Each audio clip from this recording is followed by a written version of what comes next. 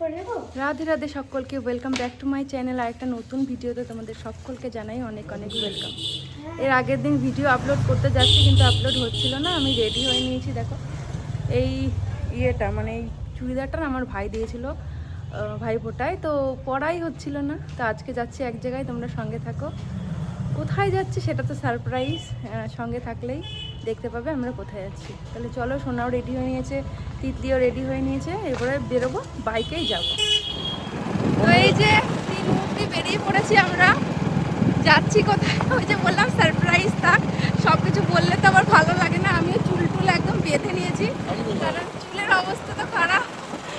মানে বাইকে করে এই রাস্তাটা দিয়ে যেতে যে ভীষণ ভালো লাগে, যে মানে কি ভালো লাগে কি রাস্তাটা দেখাও। রাস্তাটা ভীষণ সুন্দর, চারিদিকটা আম বাগান আর মাঝখান দিয়ে রাস্তা। ছোটবেলায় এই রাস্তাটা আসতে ভয় লাগতো। তো চলো যাওয়া যাক। আমি করেছি সাইডে শীতে, কিন্তু শীতে না হয়ে গেছে হাওয়ার জন্য মাছটা। চলো তোমাদের রাস্তাটা দেখাই। রাস্তাটা তোমাদের দেখাচ্ছি, এত সুন্দর লাগছে দেখতে। আর আকাশটা একটু মেঘলা মেঘলা, অত একটা রোদ যে ছিল এমনটা নয়।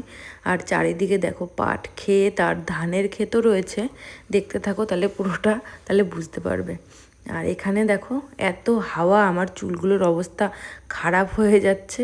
আর সোনার তো মানে এত রাস্তা খারাপ, ওরও কিন্তু গাড়ি চালাতে ভীষণই সমস্যা হচ্ছে, কিন্তু কিছু তো করার নেই। আর কি বলবো। আর এই সামনের পার্পেল কালারের ফুলগুলো দেখো কি ভীষণ সুন্দর না। এই রাস্তাটা চারদিক দিয়ে ক্ষেত আর ক্ষেত আর ক্ষেত, মানে এখানে পাট ক্ষেত রয়েছে আর সামনে দেখো হলুদ হলুদগুলো ধান ক্ষেত। আর এত রাস্তাটা খারাপ হয়ে গেছে, বছরখানেক আগে এসেছিলাম তখন রাস্তাটা সুন্দর ছিল। এবার এই জার্নির চোটে না আমরা একটুখানি ভাবলাম ব্রেক নিই, এই জন্য আমি আর সোনা এখানে দাঁড়িয়ে পড়েছি একটুখানি। আর এখন বেশ রোদটাও খুব সুন্দর উঠেছে। আর তিতলির দুষ্টামি তো চলছেই চলছে, এত বকবক করে যে মাথাটাই আমার খারাপ করে দেয়। তো একটুখানি দাঁড়িয়ে নিচ্ছি, এত পরিমাণে জার্নিং হচ্ছিলো, আমারও একটু সমস্যা হচ্ছিল, ওই জন্যই আর কি একটু দাঁড়িয়ে নিলাম।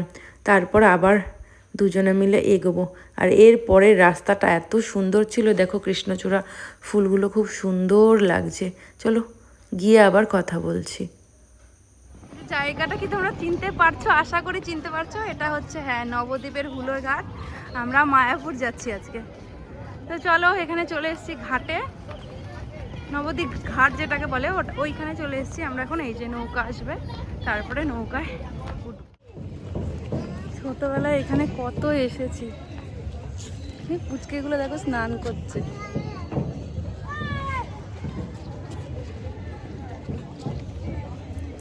আর এখানে যে সোনা গাড়ি নিয়ে দাঁড়িয়ে আছে, একটা লঞ্চ চলে এসছে। কিরে শ্যাম্পু করছিস? এই যে দেখে নাও, আমরা মায়াপুরে চলে এসেছি। দেখো এই মন্দিরের চূড়াটা কত সুন্দর লাগছে দেখতে। এতক্ষণ তোমাদেরকে সারপ্রাইজ দেবো বলেছি, এটাই হচ্ছে সেই সারপ্রাইজটা। আর এই যে আমরা মায়াপুরের ভিতরে এন্টার করে ফেলেছি। আর চলো এবার যাচ্ছি গীতা ভবনে, ওখানেই রুম আছে বললো দিদি। তো আগে থেকে বুকিং করে আসিনি, তো ওখানটায় যাই তারপরে বুঝতে পারবো ব্যাপারটা কি। দিদিকে ফোন করেছিলাম, আমার একটা দিদি আছে জ্যাঠার মেয়ে, তো ও এখানে ডিউটি করে, তাই জন্য বললো যে চলে আয়, তারপরে এখানে রুম বুকিং করা যাবে। তো যাচ্ছি গীতা ভবনে, এখানেই থাকার আমার খুব ইচ্ছে।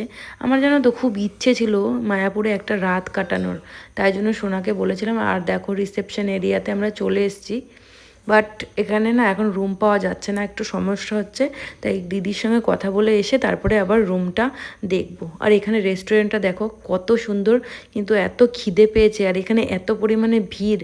আর টাইমটা এমন লাঞ্চ টাইম কভার হয়ে গেছে, ওই জন্য আর আমরা লাঞ্চ পেলাম না, বাইরে গিয়ে কিছু খেতে টেতে হবে, এখানেই খাওয়ার ইচ্ছে ছিল। এই যে রিসেপশনে আবার চলে এসেছি, এবার দিদি রিকোয়েস্ট করাতে একটা রুম আমরা পেয়ে গেছি ফার্স্ট ফ্লোরে। তো আমরা এই যে লিফটে উঠে নিয়েছি, এবার যাব ফার্স্ট ফ্লোরে, ওখানে আমাদের রুম। দিদি খুব হেল্প করেছে বলেই রুমটা পেলাম, নাহলে আগে বুকিং করা না থাকলে তোমরা কিন্তু এসে রুমের জন্য ভীষণ ভীষণ বিপদে পড়ে যাবে। আগে বুক করে অবশ্যই এসো, আমার দিদি আছে বলে তাই। আর তোমাদের রুম ট্যুরটা দিয়ে দিচ্ছি, দেখো এখানে 4টে বেড আছে, দুটো বেড এমনি আর নিচে একটা টেনে বেডটা নিতে হবে। আর এই যে এখানে আমি একটা মিরর লাগানো আছে, একটা বড় একটা আলমারি দিয়ে দিয়েছে। এখানে কয়েকদিন থাকতে হলে তোমরা এখানে সুন্দর করে জামা কাপড় গুছিয়ে রাখতে পারো। আমরা তো একটা রাতের জন্য এসেছি, পরের দিন আবার দুপুরবেলা ব্যাক করার ইচ্ছে আছে। এখানে সব কিছু পরিষ্কার পরিচ্ছন্ন, দেখো মশা যাতে ভিতরে ঢুকতে না পারে ওই জন্য নেট দিয়ে দেয়। আর এখান থেকে ভিউটা দেখো মন্দিরের, অসাধারণের থেকেও সুন্দর, মানে খুবই সুন্দর লাগছে। তিতলি তো খুবই খুশি। আর এই যে এখানে আমরা রেডি হয়ে নিয়েছি, এতক্ষণ ঘুরেছি, 1-2 ঘন্টা ঘোরার পরে অবস্থা খারাপ, ওই জন্য ক্যাজুয়াল ড্রেস পরে নিলাম, একটু রিল্যাক্স লাগবে ওই জন্য। এই যে এখন বেরিয়ে পড়েছি। আর দেখো উপরে ব্যালকনি থেকে আমাদের এই রুমের এই যে নিচের ভিউটা দেখো, এত সুন্দর লাগছে, এত গোছানো গাছানো। মানে ছোটোবেলায় এই গীতা ভবনটা দেখতাম, তখন তো বুঝতাম না এটা গীতা ভবন না কী ভবন। এখানে থাকার ইচ্ছে ছিল, ইচ্ছেটা আমার রাধারানী পূরণ করলো। সত্যি আমি ভেবেছি রুম তো পাবোই না, মন খারাপ হয়ে গেছিলো। তো রাধারানীকে ডাকছিলাম, আর খুব কষ্ট হচ্ছিলো জানো তো। তারপরে দিদি কি করে যে রুমটা ম্যানেজ করলো মানে জানি না, সত্যি মানে রাধারানীর আর গোবিন্দের কৃপা ছাড়া আর কিছু, মানে আমার কিচ্ছু বলার নেই। তো এই যে রেডি হয়ে নিয়েছি, যে সোনা আসছে, এই যে গীতা ভবনের সামনের জায়গাটা আমার ভীষণ পছন্দ লাগছে। আর ওই দেখো কোনা দিয়ে মন্দিরের ভিউ রয়েছে। আর এখানে সোনা আমাকে চাবিটা দিয়ে দিল। চাবিটা আমি যেহেতু আমি ব্যাগ ক্যারি করছি ছোটো একটা, ওটা রাখতে সুবিধা হবে। আর এই যে তিতলিও ক্যাজুয়াল ড্রেস পরে নিয়েছে। তো এখন প্রায় বিকেল হয়ে গেছে, তো চলো বাইরে গিয়ে কিছু খাওয়া দাওয়া করতে হবে। তারপরে দেখি মন্দিরের সামনের গেটটাতে যাব। আর এখানে দেখো অখণ্ড হরিনাম হচ্ছে, এদিকটা ঘুরে নিলাম একটু, যেহেতু আলো থাকতে থাকতে এই ভিতরটা একটু ঘুরে নিচ্ছি, কারণ কালকে তো একটু যাওয়ার তাড়া থাকবে। তাই জন্য এই যে নতুন মন্দিরটা এখনও কাজ কমপ্লিট হয়নি। আর এই যে সামনের একটা রেস্টুরেন্টে চলে এসেছি, এখানে ভেজ চাউমিন নিয়ে নিয়েছি। আর আমি আর তিতলি একটা নিয়েছি, আর ওর বাবা একটা নিয়েছে। আর দেখো সামনে থেকে ভিউটা দেখো কি সুন্দর লাগছে, ভীষণ সুন্দর লাগছে এই ভিউটা। আমার অনেক দিনের ইচ্ছে ছিল এরকম সময় আসবো, আজকে সেই দিনটা ফাইনালি। আর ভীষণ ভীষণ হ্যাপি, ভীষণ ভালো লাগছে। এত পরিষ্কার পরিচ্ছন্ন, মানে মানে খুব খুব খুব ভালো লাগছে। আর চলে এসেছি একটা ক্যাফেতে এবার ভেতরে। এবার এখান থেকে না আমি দিতলি বায়না করছিল, মা আইসক্রিম খাবো আইসক্রিম খাবো। এখানে দেখো অ্যাম্বিয়েন্সটা এত সুন্দর, এখানে বলছে হোমমেড আর কি আইসক্রিম পাওয়া যায়। এখান থেকে আমরা আইসক্রিম, এখানে ফ্লেভার রয়েছে। আমরা কোকোনাটটা আমি সিলেক্ট করলাম, আমি আর শোনা যে কোকোনাটটাই নেব। অন্যান্য ধরনের আইসক্রিম তো আমরা খেতেই থাকি সচরাচর, এখন এই ধরনের আইসক্রিম হয়তো চোখে একটা পড়ে না। তো ওই জন্য সোনা বললো কোনটা খাবে, আমি বললাম কোকোনাট। আর তিতলি একটা কী চুজ করেছে ঠিক আমার মনে নেই। এখানে এত সুন্দর পরিষ্কার পরিচ্ছন্নতা, হাইজিন মেনটেন করে এরা, এই জিনিসটাই ভীষণ ভালো লাগে, ভীষণই ভালো লাগে। এরকমভাবে আমি আর সোনা কখনো আসিনি। আইসক্রিমটা, এই ওয়েফারটা এত টেস্টি, এত ক্রাঞ্চি ছিল কি বলবো। আর এই যে সোনা আমার থেকে রিভিউ নিচ্ছে কেমন, আমার তো ভীষণই ভালো লাগছিলো, খেতে খুব টেস্টি ছিল। আর সোনা বলছে কি যে না না একদম ভালো হয়নি, জিজ্ঞাসা করছে যে কেমন, বলছে কি না ভালো না, কিন্তু সত্যি খুবই ভালো ছিল খেতে। আমার তো ভীষণ ভালো লাগছে। আমার চুলগুলোকে প্লিজ তোমরা দেখো না, চুলগুলো একদম পাখির বাসা হয়ে রয়েছে, ওই জন্য ভালো করে আছড়াইও নি, বেরিয়ে পড়েছি, কারণ অলরেডি অনেক লেট হয়ে গেছে। আর কালকে আমাদের এরকম টাইমে বেরিয়ে যেতে হবে, কারণ রোজ দিন ঝড় বৃষ্টি হচ্ছে।